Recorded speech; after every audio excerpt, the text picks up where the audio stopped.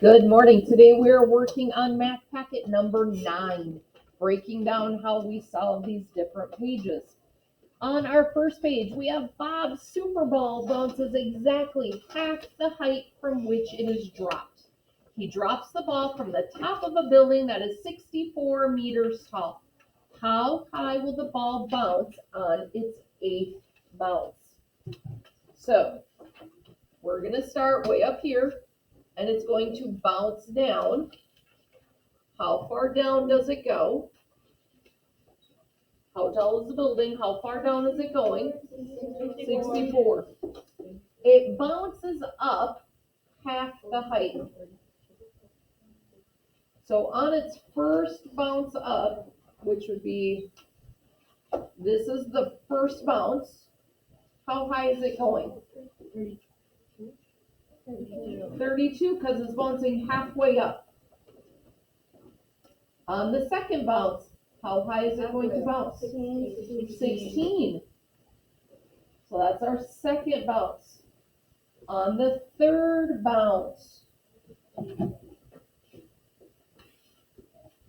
so you're going to keep this going, figuring it out, dividing by 2 every time, till you get to that 8th bounce. How high does it go on the 8th bounce? Okay.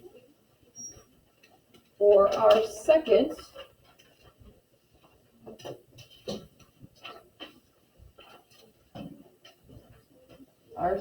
page, we have some bouquets that we're making. So we have a florist that wants to have identical bouquets. We have 36 tulips, 27 roses, and 18 lilies.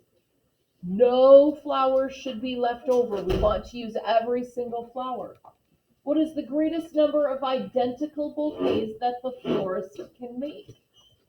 How can I figure that out, Layla? So Layla's saying, hey, I need to divide it by the same number. What I want you to do, bigger number than that, I want you to find the GCF. Who remembers what GCF means? Melanie? The greatest common factor. If you can divide it by the greatest common factor, that's how many bouquets she's going to make. Divide out your greatest common factor, and you're going to see how many tulips will go into each bouquet. Divide out that greatest common factor out of the 27 roses, and you'll see how many roses go in that bouquet. Divide out that greatest common factor out of 18, and you'll see how many lilies are going to go in each bouquet. But you need to find the greatest common factor that they all share, and then you can see how many. So your answer will be how many bouquets, how many tulips, how many roses, and how many lilies are in each of those. So I should see all 4 numbers, and I should see the label so I know what those numbers mean. How many bouquets, how many roses, how many tulips, how many lilies. Don't forget to show your work. Why my answer makes sense is not just writing down the answer.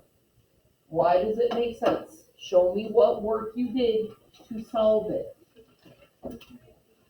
Our next page is our 5-card challenge. Remember, those aces equal 1. We have 2 4s. So in your equations, you can use those 4s.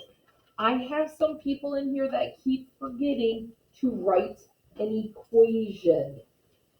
So our equation means we're going to write it out. We could do something like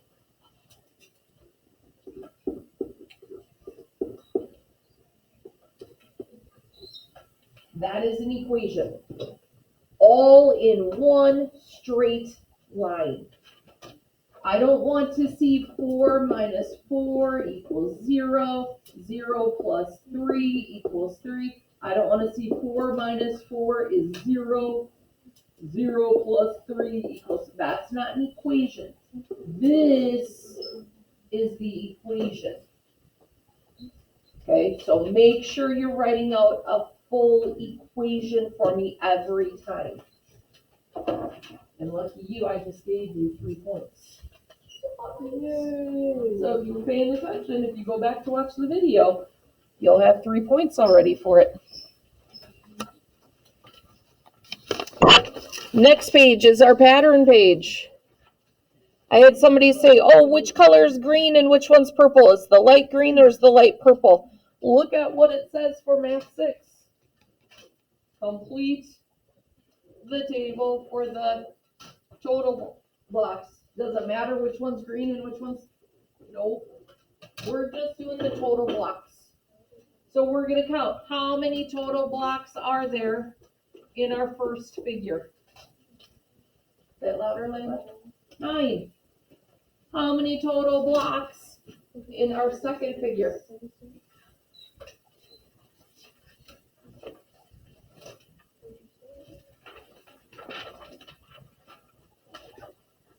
36. How many total blocks in our third figure? 81. How many total blocks in that last figure? 144. We need to look for a pattern there. I come back to what are my favorite kind of numbers?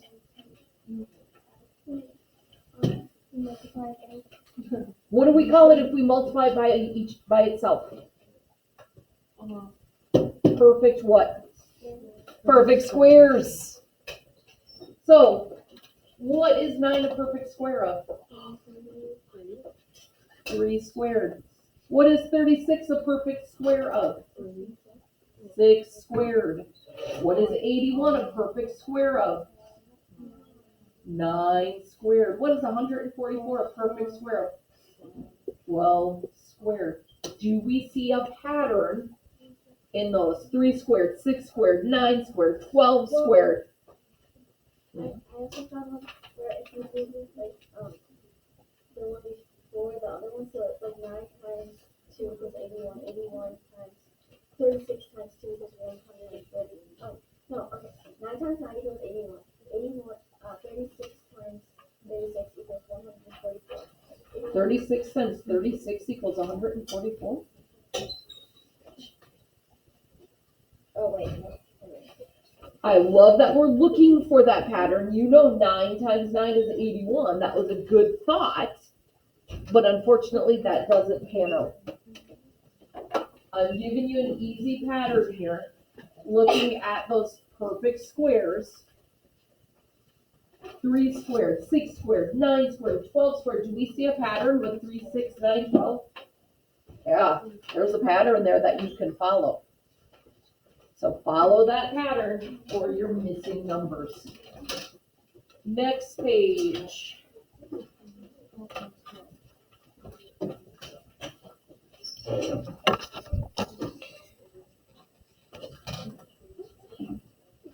All right, for this page, we need to find the area of the figure. Remember, that's our full figure. So one side of our square is 10. We know it's a square. What does that tell us about our other sides? What are the other side measurements, Marina? 10. Squares all have the same size. How do we find the area of a square? Length times width. So how I found it? Length times width. Length times width. That answer goes right up here. Then I need to find my area of my white circle because I want to subtract out the white circle so I'm left with just the shaded part. I can't find the shaded area all on its own. I need to find that white circle. I know how to find the area of a circle. So my white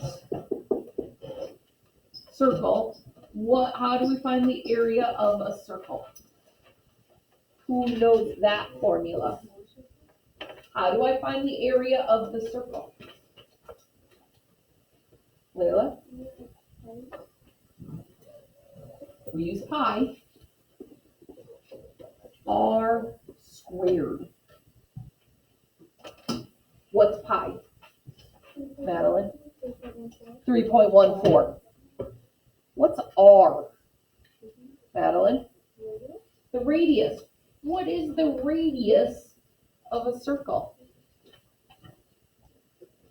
That's how much degrees it equals. We're not talking degrees. The radius is from the middle of our circle over to the side.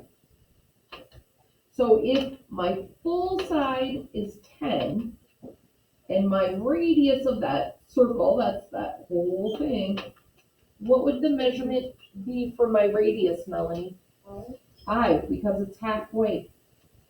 So I'm going to go over here, and I'm going to say pi is 3.14 times my radius squared. What does it mean to square something? Madison? Like the number and then double. The number times itself. We're not doubling it. It's not 5 times 2. 5 times 10. It's 5 times 5. When we double something, we multiply it by 2, Madison. Oh, okay. So I know that you knew what to do. We were just using the wrong words. So it's 5 times 5. So 3.14 times 5 squared. 5 times 5. What do I do with my white? What do I do with that answer, Marina? Subtract it from the area. Yeah. So if I have my full area and I subtract the white area, that is going to equal my shaded area. So the full area minus the white area, and I'm left with that shaded area. So you have to do the math to figure it out. But remember, to find the white area, we find the area of our circle, pi r squared. I walked us through how to do that. You will need your calculator for this. It does say to round your answer to the nearest hundredth. If it would only go out to the 10th place, if you're doing 3.14, you would just go to the 10th place. Next page. All classes need to draw a net of the figure and label it. That's all we have to do on this page is draw a net of our rectangular prism. Remember to draw that net is we are cutting it open and laying it out flat. So if I take that Kleenex box and I cut the sides and I can lay it down flat. I need to remember the short side of the rectangle. All of them are 5s. That width is the x. We don't know what x equals, so we just write an x instead of a number. And then the long, all of these long ones, when we open it up, all of those long ones are 9s. So as you lay it open, make sure that you're matching up the sides. All those long ones laid out are all the same size, put the same number. Your 5s, when you fold them up, make sure they are matching up. So all you have to do for this one is draw your net, draw the net, and label all of the sides. So you have to put the correct measurement. Is there going to be 5, an X, or a 9? Since we don't know the X, we just put the variable as its measurement. We don't have an answer to put because we didn't have a question to answer.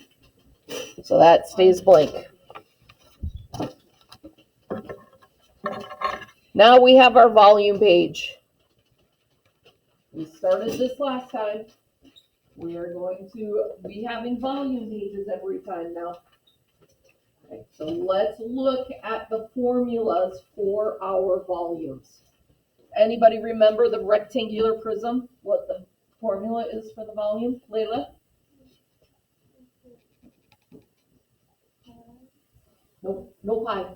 Pi is when we have circles. What's the area for a rectangle? length times width.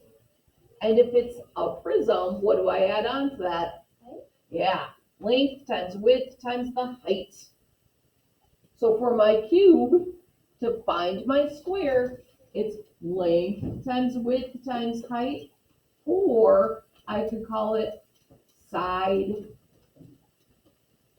cubed. Because they're all three the same. It's a square, it's a cube. All three sides that we are multiplying have to be the same number.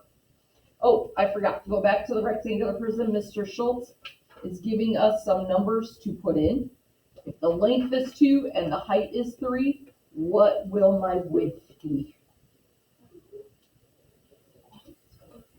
If the length is 2 and my height is 3, what is that width? So find that missing number. So fill in 2 of the numbers, find that third one, because we know that volume is 60. So we have 2 times 3 times what will get us 60. If I look at my cube, side times side times side, it needs to equal 27. My triangular prism is length times width times height divided by 2. For a pyramid, it's length times width times height divided by 3. Numbers to fill in for these.